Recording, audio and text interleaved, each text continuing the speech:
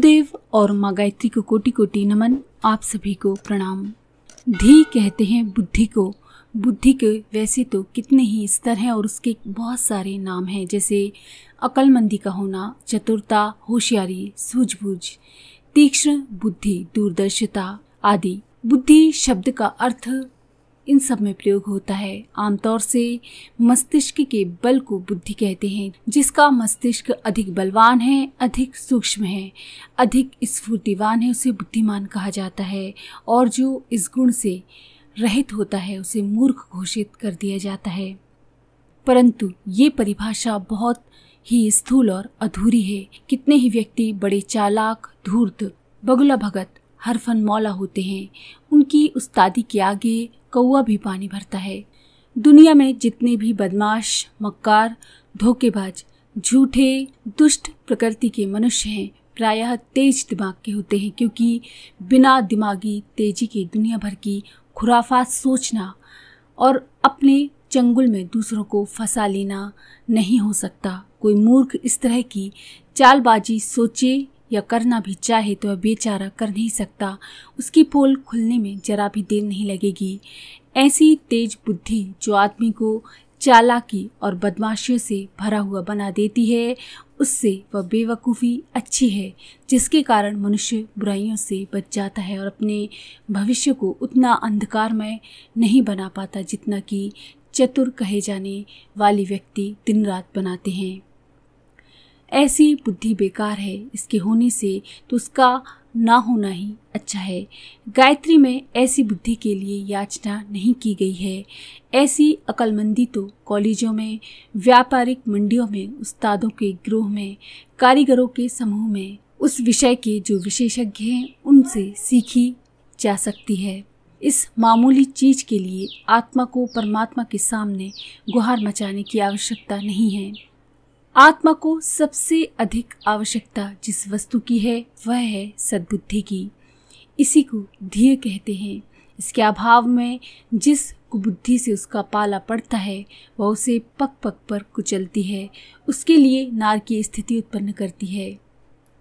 धन संपत्ति जमा हो जाने से इंद्रियां किसी कदर मौज तो कर लेती हैं, पर आत्मा के लिए वह सब केवल एक प्रकार का बोझा ही सिद्ध होता है। इस बोझे के नीचे आत्मा बुरी तरह पिसती है, छटपटाती है, कराहती है और इस विषम स्थिति से बचने के लिए परमात्मा के सामने गुहार मचाती है। आत्मा कहती है, हे प्रभु, सद्बुद्धि के अभाव में, ध्येय ना होने के कारण प्रतिक्षण मुझे आहत होना पड़ता है, इसलिए आप कृपा पूर्वक ध्येय की प्रेरणा कीजिए। ध्येय तत्व से इस जीवन को परिपूर्ण कीजिए, जिससे इस बुद्धि से छुटकारा मिले और दिव्य जीवन को आनंद प्राप्त हो। गायत्री परमात्मा की समीपता का सबसे बड़ा मंत्र है। उसका लक्ष्य, उद्देश्य भी सबसे बड़ा है, सद्बुद्धि को प्राप्त होना। ये इतना बड़ा लाभ है जिसकी तुलना में कोई भी सिद्धि, कोई भी संपदा नहीं ठहर सकती। इस सर्वोत्तम लाभ की प्राप्ति के लिए आत्मा की जो छटपटाहट है, पिपासा है, आकांक्षा है, पुकार है, उसी के प्रकटीकरण का नाम गायत्री है। गायत्री में ध्येय शब्द का प्रयोग सद्बुद्धि की प्राप्ति के लिए हुआ है। अब हम गायत्री मंत्र में यह शब्द का अर्थ क्या है इसको जानेंगे। यह का अर्थ है जो। ये जो का संकेत परमात्मा के लिए किया गया है। गायत्री के पूर्वार्ध में जिस सविता वरेण्यम भर्ग देव परमात्मा का वर्णन है, उन गुणों वाला जो परमात्मा है उससे प्रार्थना की गई है। उन पूर्वोक्त शब्दों को दोहराकर पृष्ठ प्रेषण करने की अपेक्षा बार बार उन शब्दों को दोहराया न जाए, इसके लिए यहाँ केवल यह शब्द से संकेत करके काम चलाया गया है कि जो परमात्मा उन शक्तियों वाला है वह हमारे लिए ध्येय तत्व प्रदान करे। अब हम गायत्री मंत्र में नह शब्द का संदेश क्या है इसको जानेंगे। नह शब्द बहुवचन यानी प्लूरल के अर्थ में प्रयुक्त होता है। मैं अकेले के लिए और हम शब्द बहुतों के समूह के लिए काम में लिए जाता है। परमात्मा से सद्बुद्धि की याचना की गई है, पर वह अकेले अपने लिए नहीं की गई। कारण ये है कि मानव प्राणी सामाजिक प्राणी है, वह बहुत से घटकों से मिलकर बना है। ये विशालता और विस्तृतता ही उसका गौरव है। उदार चरित्र वे हैं जिन्होंने वसुधा को अपना कुटुंब बना लिया है, अहम का दायरा विस्तृत कर लिया है। संसार में जिसका अहम जितना बड़ा है, अपने परमात्मा को जितना व्यापक वो मानता है, उसका आत्मज्ञान उतना ही बड़ा समझा जाता है। जब पड़ोसी का छप्पर जल रहा हो तो अपना घर सुरक्षित नहीं। जब मोहल्ले में हैजा, प्लेग, चेचक महामारी फैले हो तो अपना कुटुंब सुरक्षित नहीं। अराजक और दंगों का दौर दौरा हो तो अपनी जान माल भी सुरक्षित नहीं। यदि बुरे लोगों के बीच रहना पड़ता हो तो कोई कारण नहीं कि अपने साधु मन में भी विक्षोभ उत्पन्न ना हो। इन सब बातों को ध्यान में रखकर विचार करने से सहज ही हमको पता चल जाता है कि व्यक्ति का संकीर्ण स्वार्थ वास्तव में सच्चा स्वार्थ नहीं है। जिसमें सबका स्वार्थ है, असल में वही अपना स्वार्थ है। इसी तथ्य को दृष्टि में रखते हुए भगवान बुद्ध ने कहा है कि जब तक एक भी प्राणी बंधन में है तब तक मैं मुक्ति नहीं चाहता।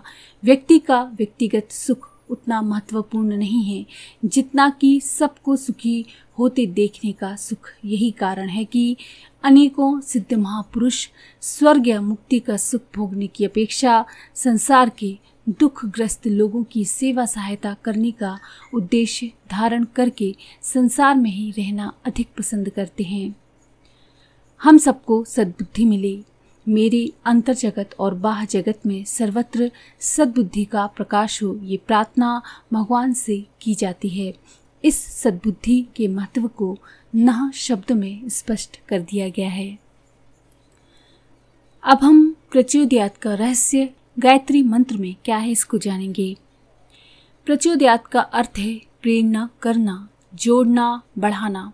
गायत्री द्वारा उस सविता वरेण्यम भर्ग देव का ध्यान करते हैं। ये ध्यान इसलिए करते हैं कि उससे सद्बुद्धि की याचना परमात्मा से की गई है, पर वह आज दीनहीन विधि से नहीं वरन वैदिक संस्कृति के अनुसार आत्म गौरव से युक्त भावना से की गई है। दीनता के साथ भिक्षा मांग लेने का भारतीय संस्कृति से मेल नहीं खाता, फिर चाहे वह भिक्षा ईश्वर से ही क्यों न मांगी गई हो।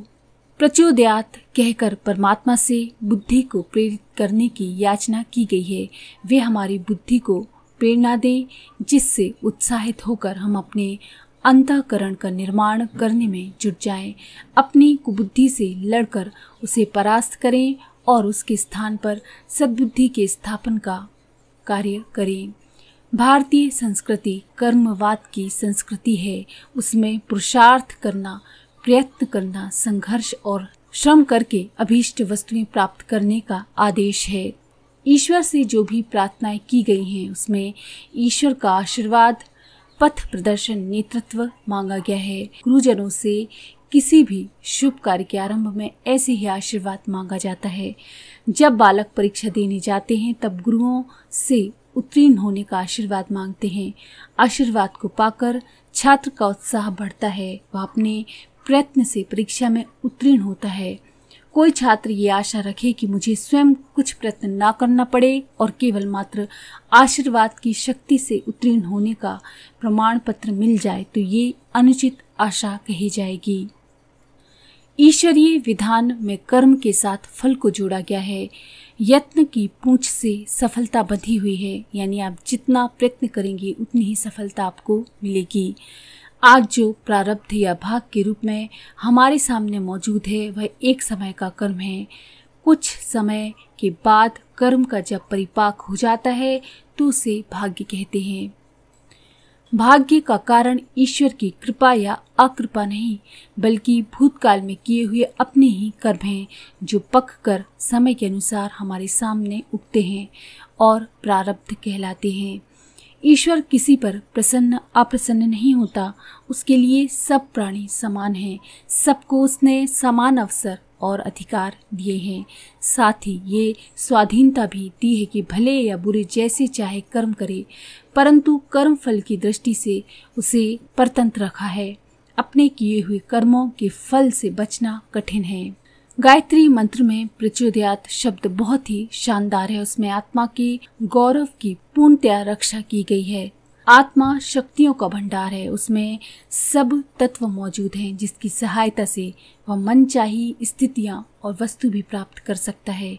उसे किसी वस्तु या स्थिति की याचना करने की आवश्यकता नहीं, केवल ऐसी प्रेरणा की आवश्यकता है जिससे बुद्धि शुद्ध हो जाए, कुबुद्धि का निवारण हो और उसका स्थान सुबुद्धि ग्रहण कर ले।